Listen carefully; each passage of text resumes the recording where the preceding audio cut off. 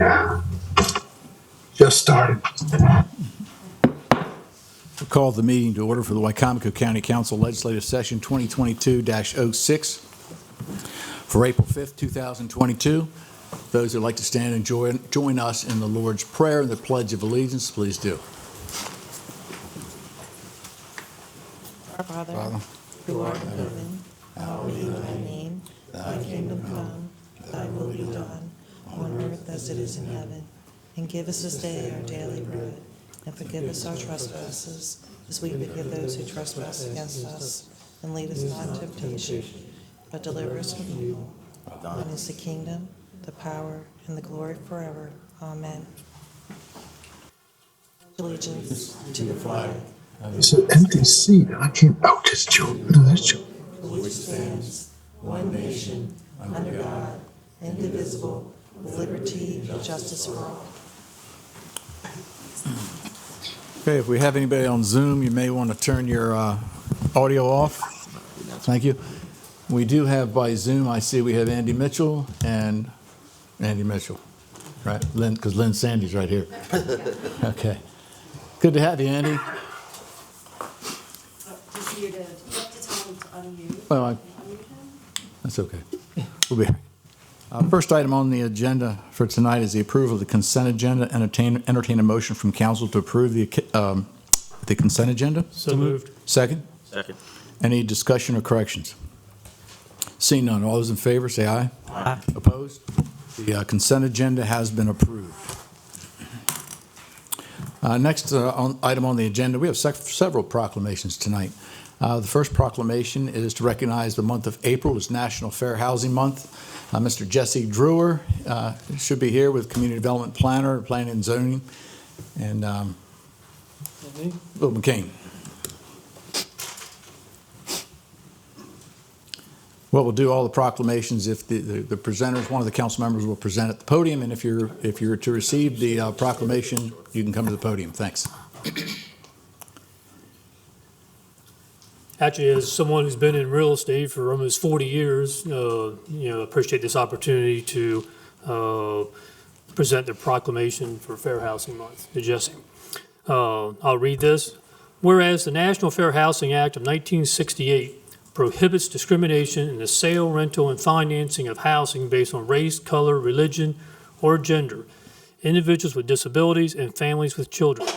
And whereas the principle of fair housing is a fundamental human concept and entitlement for all people, and recognizes the contributions and the richness tendered by a wide variety of people from diverse backgrounds, colors, ethnicities, and religious traditions. Now, therefore, the Wicomico County Council and the Acting County Executive proclaim April 2022 as Fair Housing Month, and in an effort to raise awareness of fair housing for all, encourage all citizens to support putting an end to housing discrimination. And it's signed by Acting County Executive John DeSoto and all the members of the Wicomico County Council. Jesse, you want to make a few comments?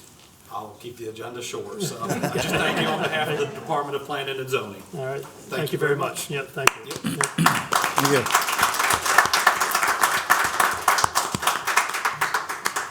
Next item on the agenda is a proclamation to recognize April 4th to the 10th, 2022 as National Public Health Week. Mrs. Lori Brewster is here, our health officer of Wicomico County. We had a great event at the Civic Center earlier today. Even the Secretary of Health from the state of Maryland came down to recognize not only National Health Week, but Mrs. Brewster and the entire staff. So, congratulations. Thank you. Thank you. I'm Josh Hastings, County Council District 4, here to recognize proclamation for National Public Health Week. Whereas this week, April 4th through 10th, 2022, is National Public Health Week. Since 1995, the American Public Health Association has educated the public, policymakers, and public health professionals about issues important to improving the public's health. And whereas public health professionals health professionals help communities prepare for, withstand, and recover from the impact of a full range of health threats, including disease outbreaks, which we know a lot about in the last couple of years. Whereas public health action, together with scientific and technological advances, has played a major role in reducing the spread of infectious disease. Whereas 60% of Americans live with a preventable chronic disease and preventable health risks such as smoking and obesity, primary reasons for deaths in the United States. Now, therefore, the acting county executive and the entire Wicomico County Council hereby proclaim the week of April 4th through 10th, 2022 as National Public Health Week in Wicomico County, and call upon all citizens to understand and value public health. Done this 5th day of April, 2022. Thank You like to you. say anything? Here, let me give you a, first of all, let's get a good picture.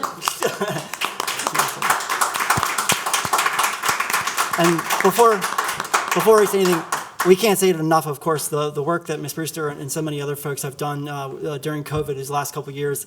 Oh my goodness, it's a really amazing endeavor. So thank you for all you do, and I'll please turn it over to you for a couple comments. And I too will be brief. The theme of this Public Health Week is public health where you are, and it matters. And keep in mind that your public health staff is on the job.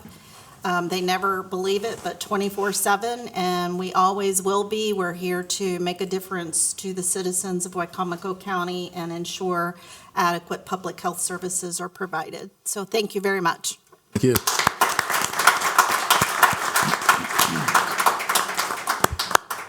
Next, we have a proclamation to recognize the month of April as Child Abuse Prevention Month. Ms. Cheryl Bissell, I hope I have that correct. Thank you. With the Wicomico Child Advocacy Center, and Ms. Jamie Manning from Life Crisis Center are here tonight. Glad to have you both here. I'm incredibly honored to give these proclamations. My time on the council, I have served on the Department of Social Services Committee, and it's been a pleasure and amazing how hard these people work and the passion that they have and what you do for our community. So thank you. Thank you. Whereas it is estimated nationally that more than 1,540 children die each year from child abuse and neglect. Whereas child abuse is a serious public health problem, with studies documenting the link between abuse and a wide range of medical, emotional, psychological, and behavioral disorders. Whereas child abuse prevention is a community responsibility that requires partnerships among various agencies that work with children. Now, therefore, it is resolved that the county executive and the Wicomico County Council proclaim April 2022 as National Child Abuse Prevention Month. Yeah. Okay, good. I'll be brief, too. I'm accepting this proclamation on behalf of the staff at the Wicomico Child Advocacy Center, as well as the children that are connected to the CAC and those in the greater community. The proclamation serves as an opportunity to sort of jumpstart focus on prevention activities as well as the intervention activities. And I do want to just give a shout out to a few members of our team that are here today. We have partners from the Department of Social Services, Life Crisis, Salisbury Police Department. I think Detective Rockwell's out in the hallway.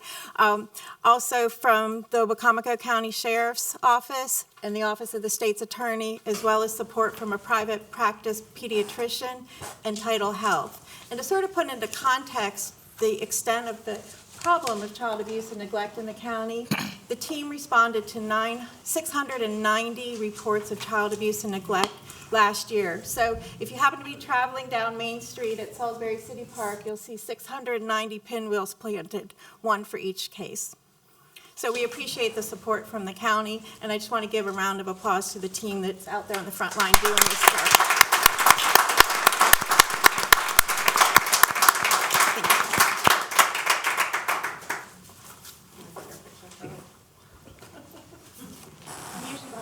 Should we come out here, Laura? Yeah, if you don't mind.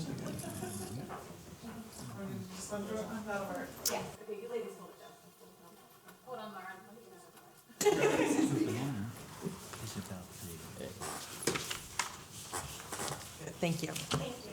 I'm also going to leave some information about some of the activities that we have going on for the month and ways to contact me if you're interested in looking at how the community can engage in some prevention activities. And I'll leave some pinwheels behind too, so you can be part of the community support. So thank you. Thank you. Ms. Manning, I believe you're coming back up here. proclamation. You're busy. Oh, I'm sorry, I gave both of the. Do you- No, that was it. This No, is it's this is the separate one. She's also involved in the Sexual Assault Awareness Month. Did I give you yours? And Ernie has that. Oh, okay. Oh, okay. Did you read two proclamations No, or I just have one? one for National Autism. Okay, I'm sorry. Go ahead. I'm next, right? Sorry. Sorry about the confusion. But wait a minute, I'm sorry. Hang on a second. That's after Ernest. Okay. Yeah. All right. I think I confused you earlier. Thanks. So we have a proclamation to recognize the month of April as Sexual Assault Awareness Month. And of course, Ms. Jamie Manning is here with Life Crisis. Thank you. Good evening. I'm here to read the proclamation for sexual assault.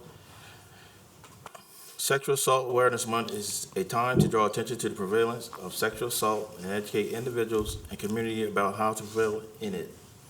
And whereas sexual harassment, abuse, assault with widespread problems in the United States, nearly 1 in 5 women and 1 in 67 men have been raped at some time in their lives. And 1 in 4 girls and 1 in 20 boys have been sexually abused by the age of 17. Whereas sexual harassment, assault, and abuse can happen anywhere, including online, cyberbullying, and sexual harassment have come to the expected as typical online behavior. Whereas we can make a difference by building safe online spaces that are free from sexual harassment, abuse, and assault by promoting online communities that value safety and respect. Now, therefore, the Acton County Executive and the Wicomico County Council hereby proclaim the month of April 2022 as Sexual Assault Awareness Month in Wicomico County, done this day, the 5th of April, 2022.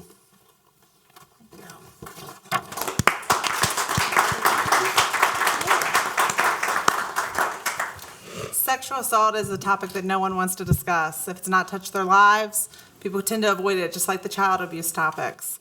This year, my team, a very small crew at Life Crisis, has served over 448 victims of sexual assault. That's out of the 1,160 victims we've served for counseling. So that's almost half. It's a topic that's worth discussing and educating our community. We've worked with the local colleges and universities to train 1,000 athletes, coaches, and staff, and faculty about sexual assault and the signs to look for and how to prevent it. So it is, like child abuse, a community, a collaborative that needs to take action, and we appreciate you recognizing this. And I have some of my team members, they're all hiding over there. They're all quiet, that are a member of the Life Crisis team, and I just thank you for taking the time to recognize it in Wicomico County. Thank you. Thank you. Councilman Davis. Councilman Davis, if we can get a picture.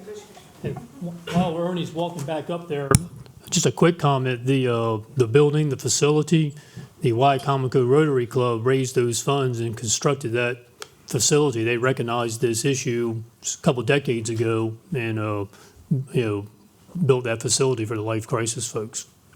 Very good. Thank you. We're going to have lots of fundraisers. We have a golf tournament coming up. Anyone at golf? There you go. Call me. Thank you. Next proclamation we have is to recognize the month of April as Autism Acceptance Month. Dr. Catherine L.R. Jones, Executive Director, Bay Area Center for Independent Living. Good to have you here. Again, I'm incredibly honored to give this proclamation. I've known Dr. Jones personally for several years, and the services that we have in our community for those with autism have really come a long way, and most of that is in part to you. So thank you very much. Whereas autism spectrum disorder is a neurological and developmental disorder that affects communication and behavior and is an urgent public health crisis that demands support from all levels of government. Whereas symptoms of autism may present themselves in a variety of combinations and can result in significant lifelong impairments of the individual's ability to learn, to develop, to interact in behaviors, and to understand verbal and nonverbal communication. Whereas the Center for Disease Control and Prevention reports that 1 in 59 school-aged children have been identified with autism spectrum disorder. And whereas Wicomico County is committed to ensuring that people living with autism have access to lifelong care and services needed to pursue and fulfill and to maintain their full potential. Now therefore, the Wicomico County Council and County Executive are honored to take part in the annual observation of Autism Acceptance Month in the hope that we will lead a better understanding of this disorder.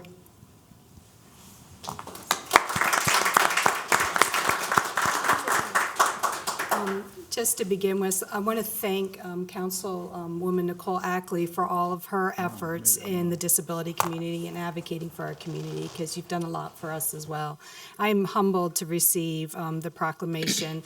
Actually, when she called me, I thought she was looking for names of other individuals who should be receiving this proclamation, so I literally had to step aside and say, you're asking me, so I'm really honored to receive it.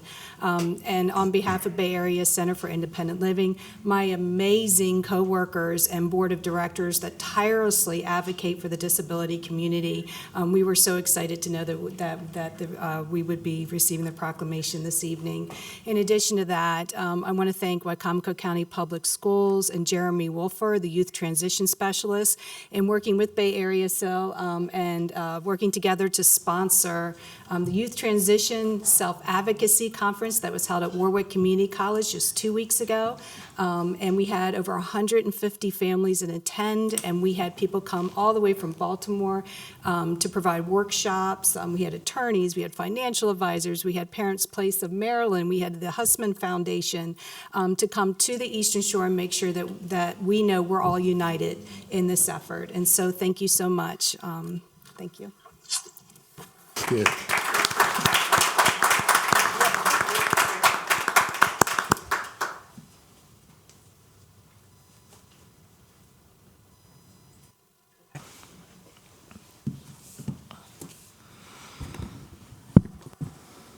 Next, we have a proclamation to recognize April 10th through 16th, 2022 as National Public Safety Telecommunicators Week. Mr. Chris Hopkins. I was going to ask you to bring in your crew. I didn't know there was this many people. And Deputy Director Cropper is in the back. This is all about them. I appreciate it. I've known these guys for a long time, and I can assure you they're very highly trained in what they do. They are the point person between your emergency and police, fire, and EMS, or all of the above, whatever you need. And they're trained to keep you calm as well as get you the right resources. So it's an honor to give them this proclamation, and I thank them for coming here. This proclamation for National Public Safety Telecommunicators Week. Whereas National Public Safety Telecommunicators Week recognizes the dedicated men and women who answer the calls for help at 911 centers across the country, and whereas 911 specialists provide the first critical contact for those in need of emergency services, and in the midst of a crisis, obtain vital information from callers who rapidly link them to first responders and sometimes dispense vital life-saving information themselves. Whereas the Wicomico County Department of Emergency Services employs highly trained and dedicated 911 specialists who are on duty 24 hours a day, every day of the year, and often go unrecognized for the work they perform, which enhances the safety of the entire community. Now, therefore, the acting county executive and the Wicomico County Council hereby proclaim the week of April 10th through the 16th, 2022 as National Public Safety Telecommunicators Week in Wicomico County. And we thank all the 911 specialists for their dedicated service to the community. Done this 5th day of April 2022, signed by the acting county executive and all 7 of the county council members.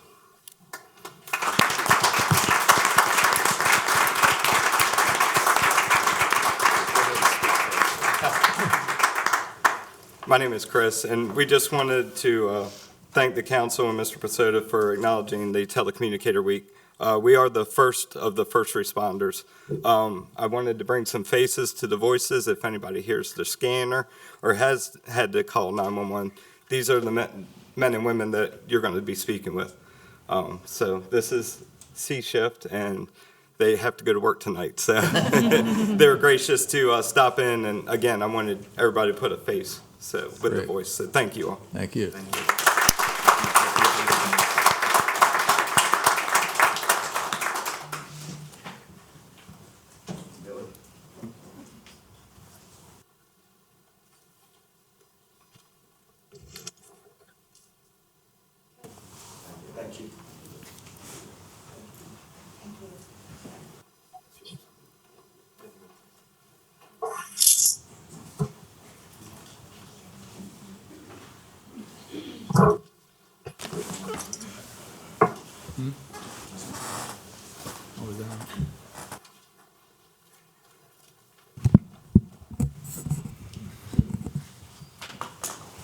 Mr. Mitchell, we have you next on the agenda. Mrs. Hurley, are you going to be sitting in for Mr. Mitchell? I am. I Okay. mean, he'll be available for questions, but as far Okay. as reading the summary of the bills, I'll take care of that this evening. Thank you, Ms. Hurley.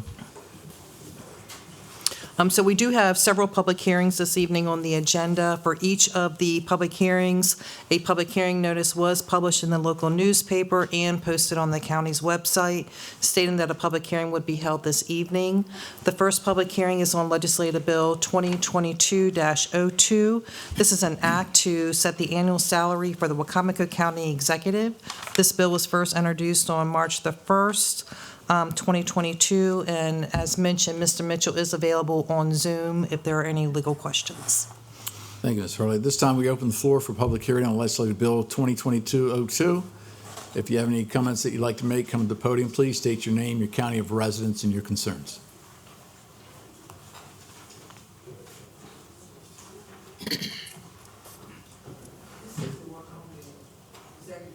On the executive salary, yes.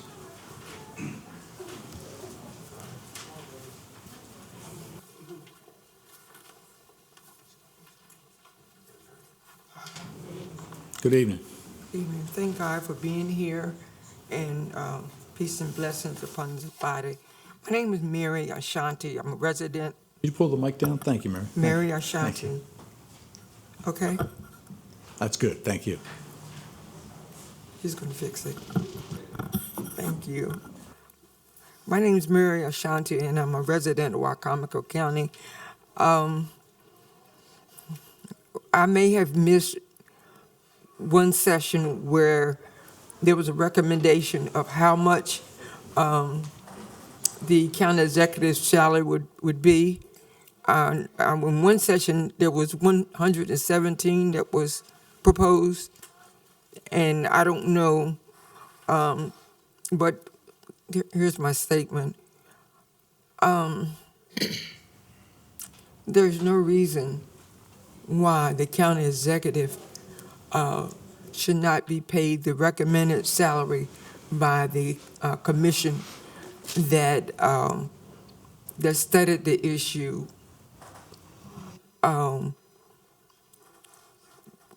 It doesn't have anything to do with, I think in one session someone said, well, about volunteer work and whatever, and that position is not a volunteer position.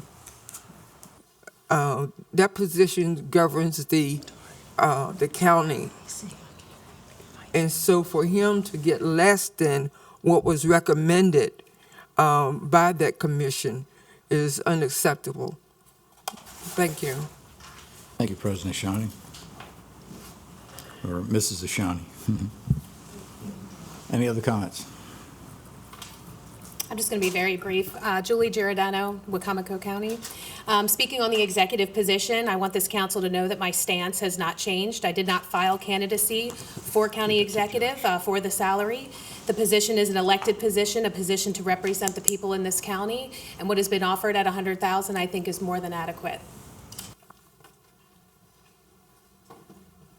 Any other comments?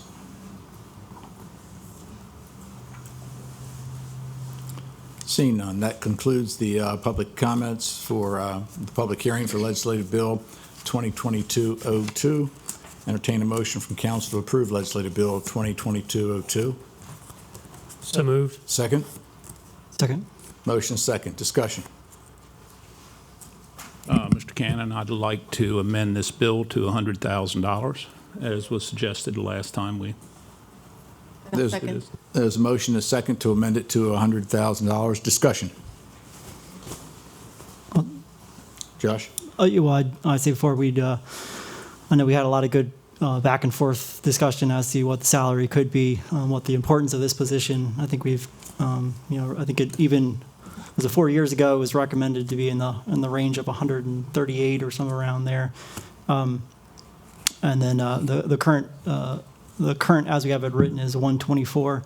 I think we've had more back and forth discussion, but I think from where I understood consensus to be would be at 107,000.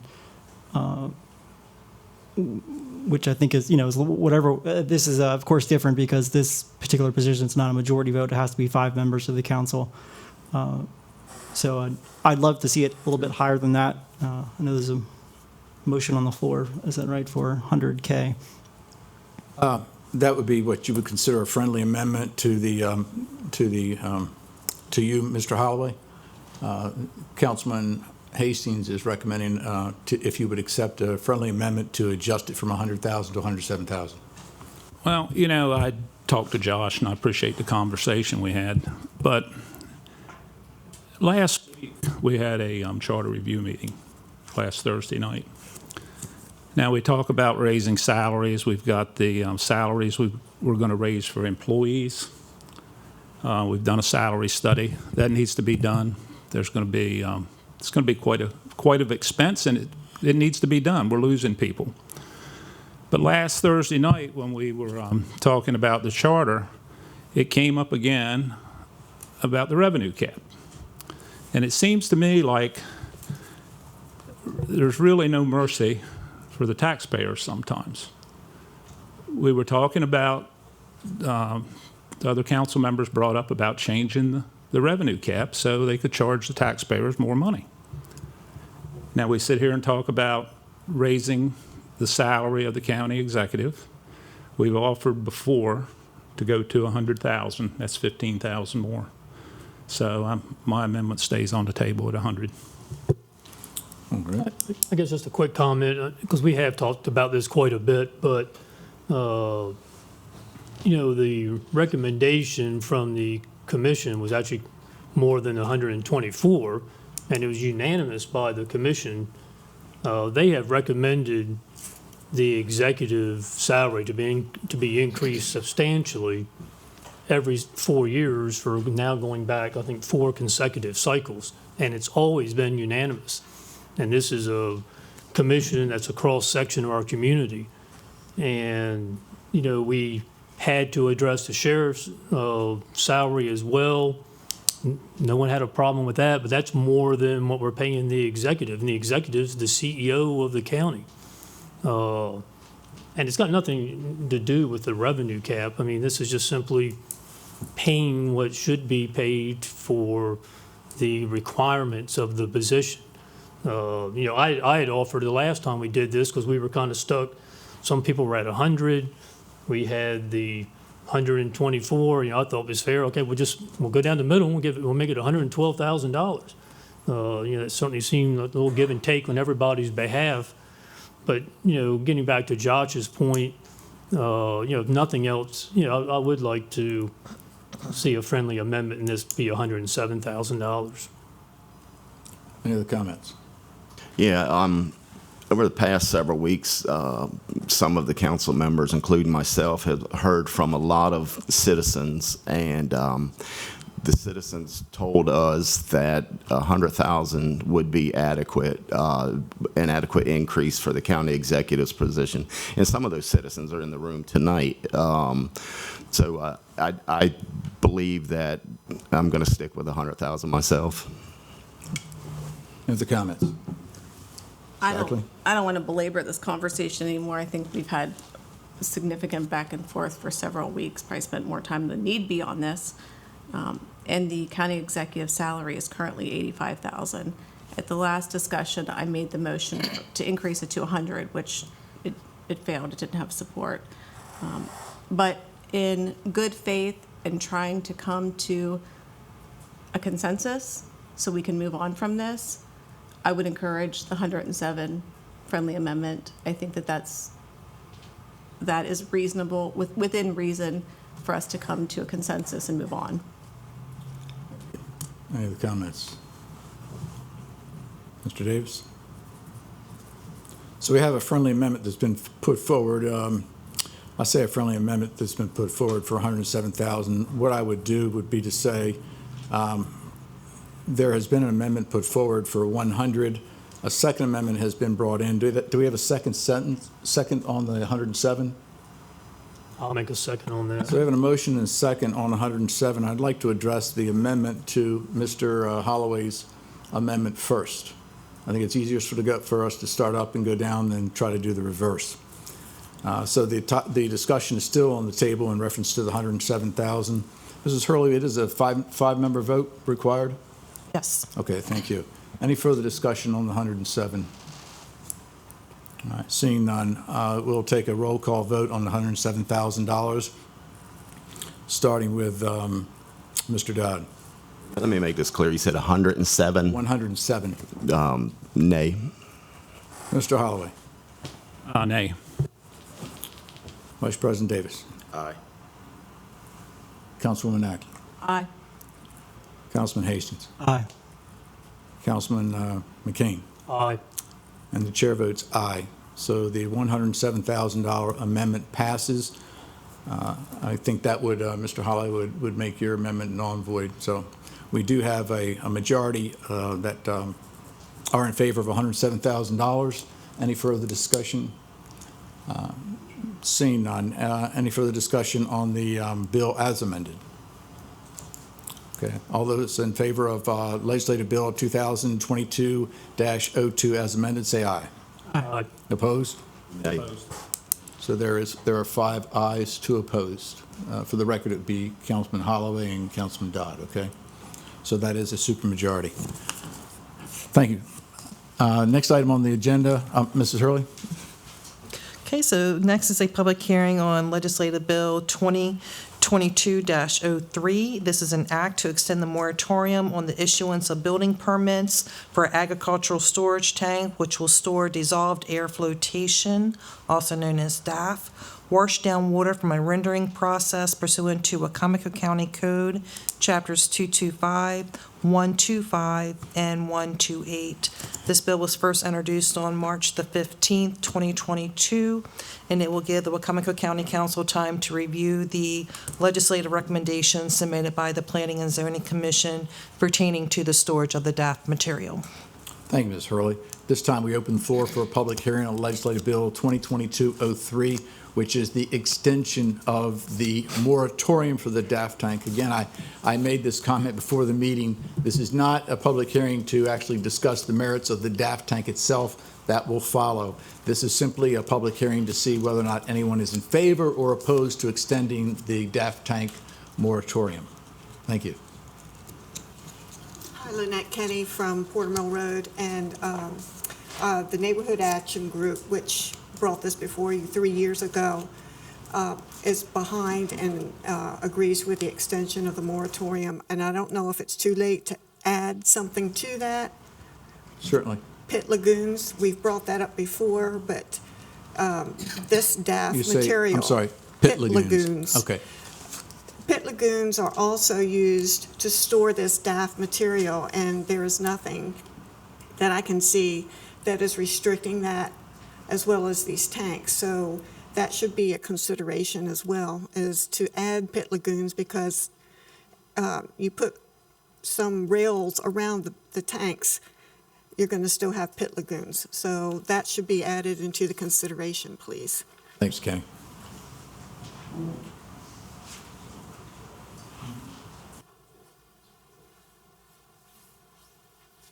Good evening. My name is Monica Brooks, and I'm here in support of extending the moratorium.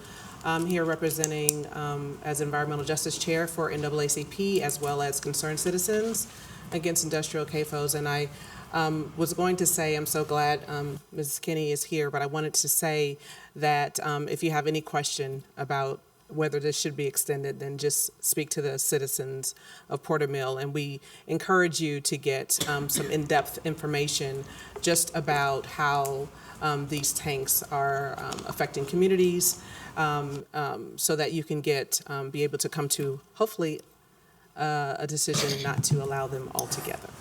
Thank you, Ms. Brooks.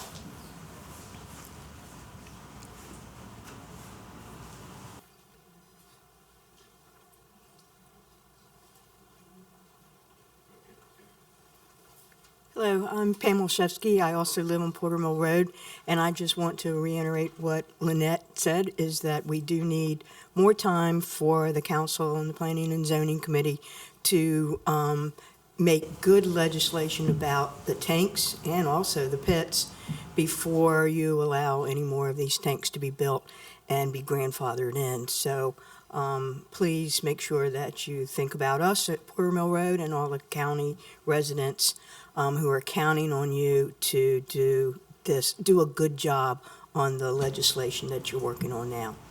Thank you. Thank you, Ms. Lachetsky. Any other comments?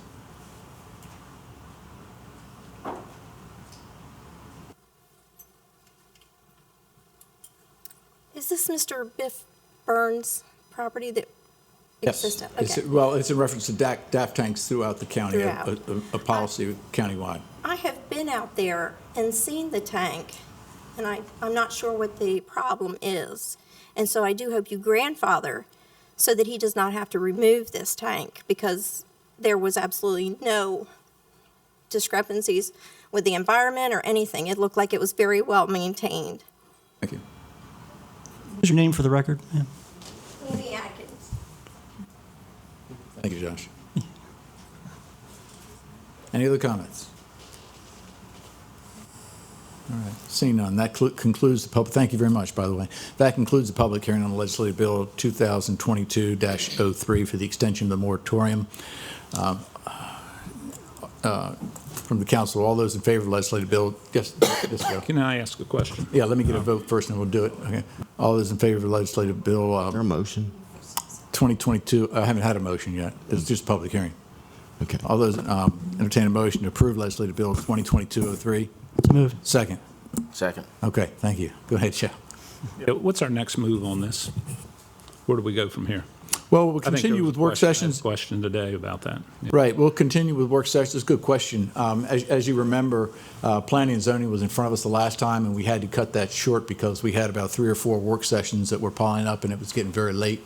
So out of respect to them, so to make sure that everybody on the council had their 100% attention, we wanted to go ahead and postpone that. We'll have another work session coming up relatively soon. So, I but think, aren't we planning on doing that in May? I remember, I thought we were talking about having one in one of the May meetings. right. And to be clear, this legislation doesn't involve the tank that's already built, correct, Mr. Wilbur? Yeah, okay. So Where is he? Mr. Wilbur acknowledged that it's correct. Thank you, Mr. Wilbur. Any other discussion? Or I think maybe one other point, to Ms. Kenny's point about the pit lagoons, I think as a point of procedure, I don't think we can add it to this because this is a extension of what already exists. But we can add that to any of the future legislation that is crafted to address this. So, Right. Yeah. I think that was the purpose of her discussion, is to make sure that we include it as we continue with our work sessions and deliberations. Any other discussion? Yes, Josh. I'll just say, just briefly, just so folks know, we're not, this is not a delay. We are thoughtfully going through legislation, and we've had a lot of back and forth and really good discussion. We're going to continue to do so. So we want to make sure that we get a good product at the end of the day, and this is just part of that process. Thank you. Any other comments? Seeing none, all those in favor of legislative bill 2022-03, say aye. Aye. Opposed? Motion carried. Legislative bill passes unanimously. Next is a public hearing on legislative bill 2022-04. This is an act to establish Chapter 46 Law Enforcement Review Board of the Wicomico County Code, and this bill was introduced on March the 15th. At this time, we open the floor for a public hearing on legislative bill 2022-04, an act to establish Chapter 46 Law Enforcement Review Board of the Wicomico County Code. Those that have any comments they'd like to make, come to the podium. Please state your name, your county of residence, and your concerns. Thank you. I have some information from the council. Who do I I'd say if you want to give it to Councilman Dodd, he can just pass it down here. That's what you gave me earlier. Pass it along. Are there 7 copies, or just, you already have it? Yeah, I got one earlier. Mr. Mitchell, you'll need to mute your mic. It's the same thing you had. Thank you. Thank you. Go ahead. Good evening, honorable members of the county council. My name is Jared Shabline, a lifelong resident of Wicomico County, and I'm the Eastern Shore representative for the ACLU of Maryland. I wanted to share a brief letter from various community organizations on this here legislation. Dear members of the Wicomico County Council, the following organizations here in Wicomico County are writing to urge to you and the rest of the Wicomico County Council to listen to the residents of Wicomico County and implement a strong police accountability board, PAB, that will ensure accountability and transparency in our county and its policing. While made with good intentions, the first draft of this legislation that was heard at the last county council meeting had several significant flaws. These glaring flaws have compromised the intent of the Police Accountability Board, along with the perception of our law enforcement officers and the transparency of the Police Accountability Board's work. As residents of Wicomico County, we ask that the following changes be made to the finalized version of the Police Accountability Board. Number 1, replace the current language that prevents the board from communicating with the community with language that allows the Police Accountability Board to freely communicate its observation and findings with the community in regards to community policing as appropriate once investigations are finalized. Number 2, clarify the vague point that members must be trained by the county executive to include what training they will be required to get and by when. Number 3, add language to ensure the Police Accountability Board obtains gender balance to achieve fair representation. Number 5, remove the conflict of interest that mandates the chair of the Police Accountability Board be a sworn law enforcement officer in good standing with at least 20 years of service in Maryland law enforcement. Number 6, do not ban members of the community with criminal records from serving on this board who have already served their time. Their insight into dealing with the criminal justice system is vital. Finally, add language that will ensure that the Police Accountability Board is an independent body of Wicomico County residents reflected of the community. That should include language that specifically indicates and ensures communities disproportionately affected by police misconduct are reflected on the committee, including Black, Spanish, Haitian, youth, rural, LGBTQ+, and the various religious minorities that call Wicomico County home. The Police Accountability Board is meant to review internal affairs, which is an independent body with the ability to share its findings with the community. At the end of the day, police will continue to do the bulk of their own investigations through internal affairs and the trial board. Failing to implement these common sense changes mentioned above pretty much destroys the point of the board itself. The flaws of this drafted legislation also invites further legislation from Annapolis taking more control away from our county. It's either we do this right or Annapolis is probably going to step in and do it for us. As a lifelong county resident, I'd rather we just do it ourselves, do it right ourselves, instead of risking further state legislation. I ask that the council implement the following reforms listed above. And on the back, you can see the various organizations and community members who've signed on. Thank you, members of the committee. Thank you very much.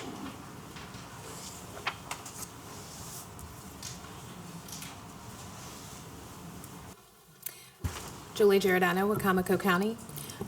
Just in review of this, I just wanted to say that 99%, if not higher, of our police officers are great and do a thankless job.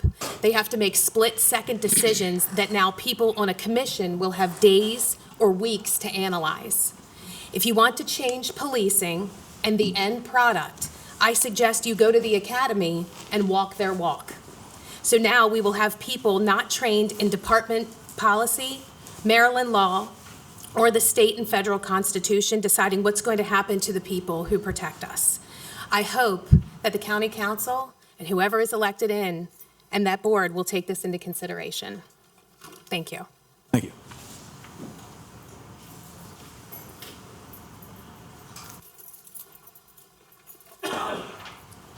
How y'all doing? My name is Demetria Leonard. Greetings. I really think that everybody should be held accountable for breaking the law. Whether you're police or whether you're a normal person, everybody should be held accountable. Nobody should be above the law and nobody should be beneath the law. And that is it. Thank you.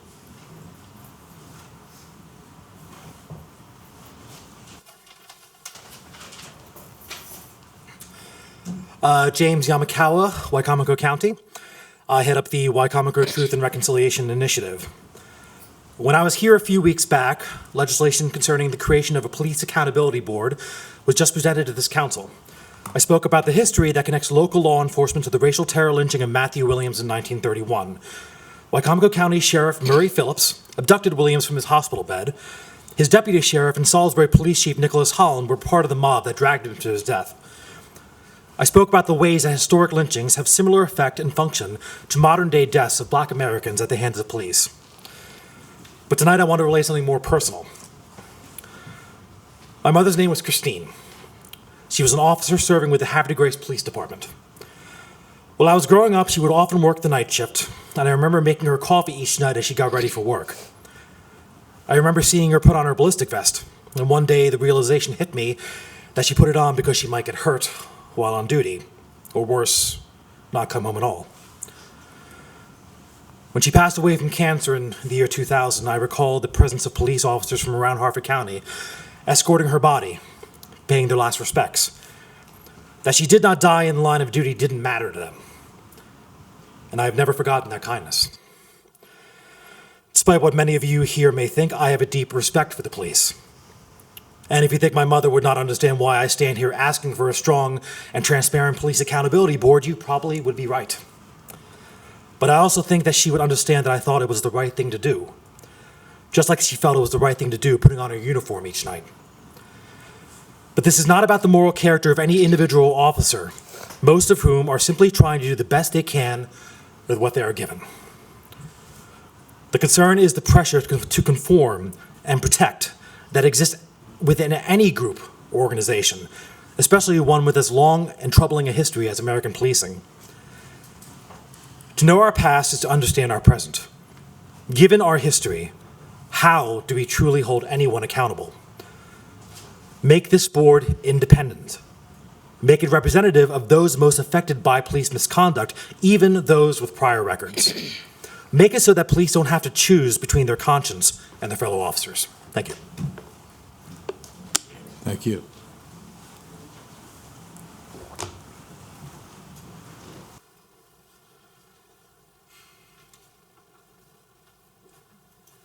Good evening. My name is Aaron Stiegler. I'm a resident of Wicomico County. I was born and raised in Salisbury.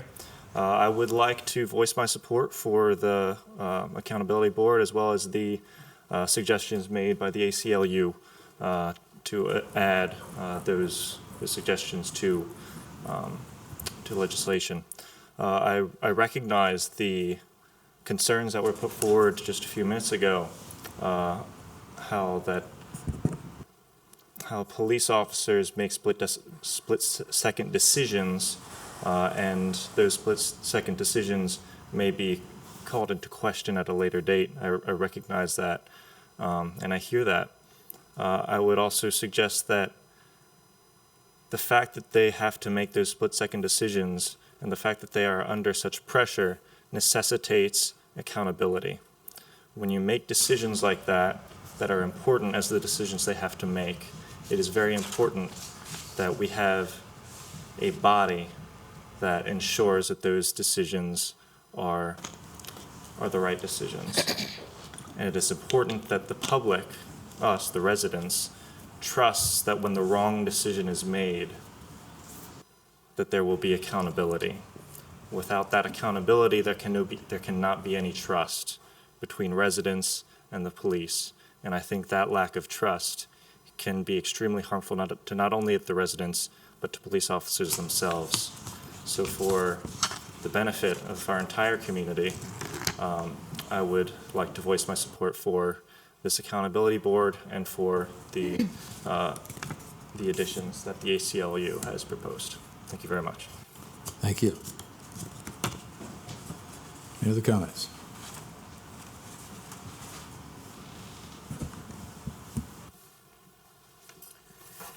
Good evening. My name is Amanda Hopkins. I am the current president of Wicomico County NAACP. So, two things can be true at the same time. I could give you an example. I hate my job because I don't get paid enough money. I love my job because I enjoy planting seeds of hope, of love and possibility to my students and to their families. I could say this too. Approximately 95% of the police force are good, hardworking, and moral people. And I know Ms. Giordano has another stat. But it's also true that for the 3.6% to 5% of the police force who are considered bad, there needs to be accountability. Now, I've listened for several weeks now to many various opinions about the Police Accountability Board. Yesterday, I read an article in which Sheriff Lewis spoke about how this law was passed based upon the emotions and disdain for law enforcement. I actually agree with Mike Lewis because he's right. Emotions are running high. Something about seeing a man be televised, losing his life, and calling out for his mother on national TV kind of has a way of bringing about some emotions. And when he talks about disdain for the law enforcement, he is also correct, because I have listened to many people, including African American men and women, who express their disdain for law enforcement.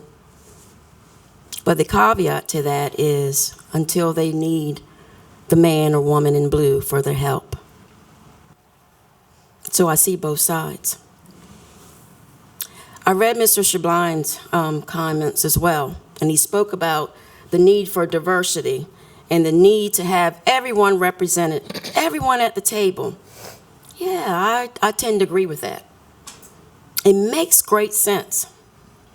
He even stated that law enforcement is very important on this board. And again, I agree.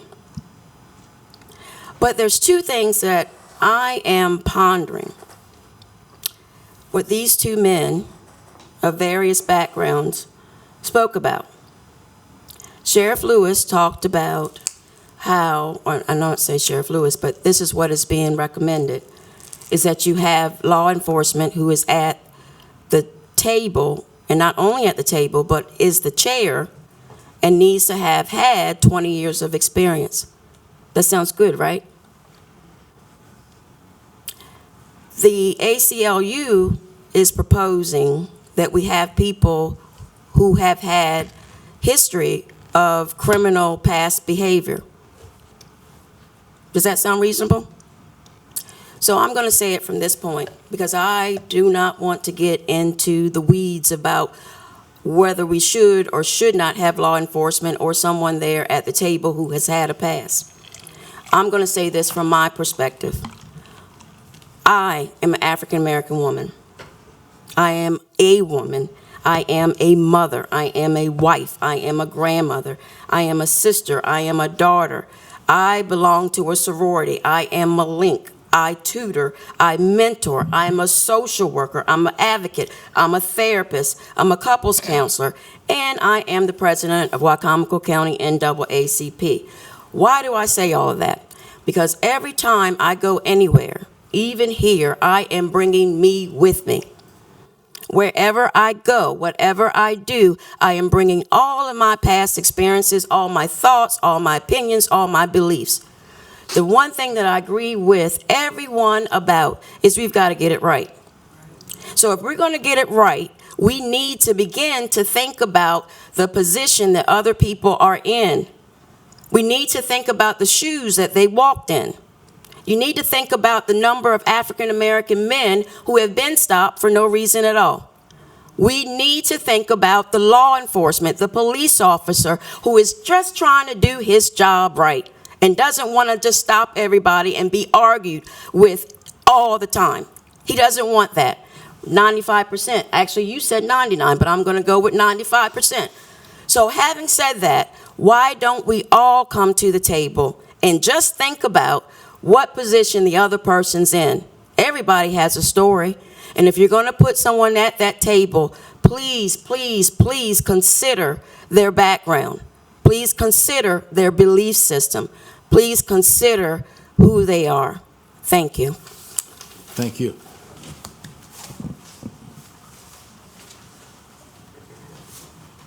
Any other public comments? Be specific. Be specific about public comments.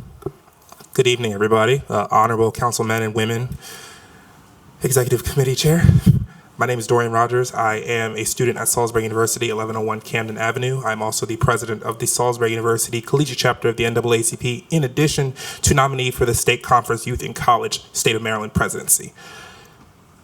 To echo the points of many of the people that have spoke here today, rule of law is crucial and fundamental to the fabric of our nation. And when it comes to accountability, accountability is not only a two-way road, but it needs to be upheld, especially as engaged and duty-driven citizens in this room today. And so not only do I reaffirm the ACLU's coalition stance, because we are one of the signatories, but practically based on that, what are we doing as engaged citizens to ensure that we are upholding accountability, not just for our law enforcement, but to ensure that this body, this independent group, can function consciously, consistently, and effectively.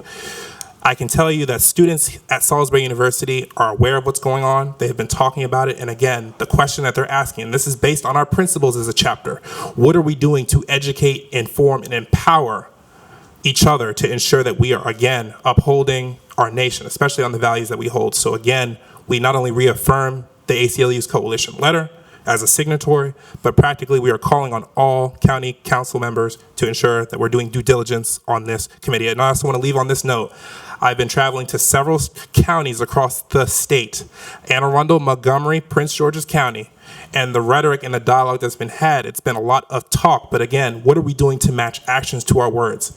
Please, as Wicomico County, set the example for the state of Maryland. We need to do this right. Because again, we shouldn't wait for everybody else to do the right thing. Let's lead by example, because again, Wicomico County is home to not only Salisbury University, but again, what they're trying to build here to attract people coming here. And so let's lead by example and let's get the job done and match actions to our words. Thank you. Thank you, Mr. Rogers.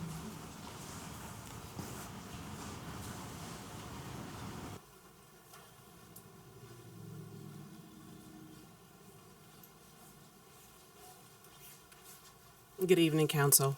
Good evening. My name is Monica Brooks, and I'm a resident of Wicomico County.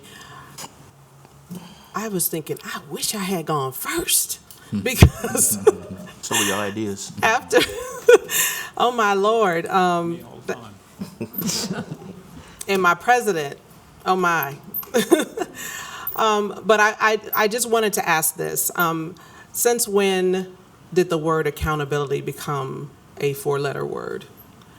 Accountability is important, It doesn't mean that you're against any particular entity. It doesn't mean that you hate everyone. It doesn't mean that. What it's saying is that we all want to make sure, as been repeatedly said, that we get it right.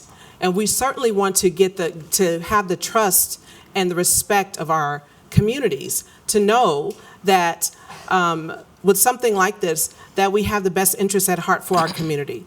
I also want to make a comment about people with prior records. There are lots of people that have done things in the past. Their past is the past, right? They have committed crimes. They have served their time. They have gone on and become great members of society. And I don't think they should be penalized in this regard. They have a perspective that many of us don't have. They have a perspective and a voice that they can offer to such a board so that we can see things differently. Most of us look at things from the lens of our own experience, right? I've never gone to prison. I've never gone to jail. I've never been arrested, right? I don't have that lens. But someone who has, and I'm not saying that, we get somebody who just committed some crime the other day and whatever that crime is, but at the same time, we have to, and this is not necessarily related to this in particular, but we have to give people an opportunity to move forward and to integrate themselves and be active members of this society. And with this board, I think we have to have that representation. That in particular, to me, is something that we absolutely have to have. So please, let's not look at accountability as anti-police. Let's also remember that there is still internal affairs that will actually does the disciplinary things for the police officers themselves. The Police Accountability Board is not going to be doing disciplinary things. This is allowing transparency to the community, things that we have not had. You had to be certain individuals with certain titles and have certain access to understand exactly what's been going on. And so we want to be able to let our community have a clear view and clear access so that everyone will have full confidence in those that are our men and women in blue. And we certainly want them to be safe. We want them to be protected. And we want them to also feel comfortable to hold one another accountable. Thank you, Ms. Brooks. Any other comments?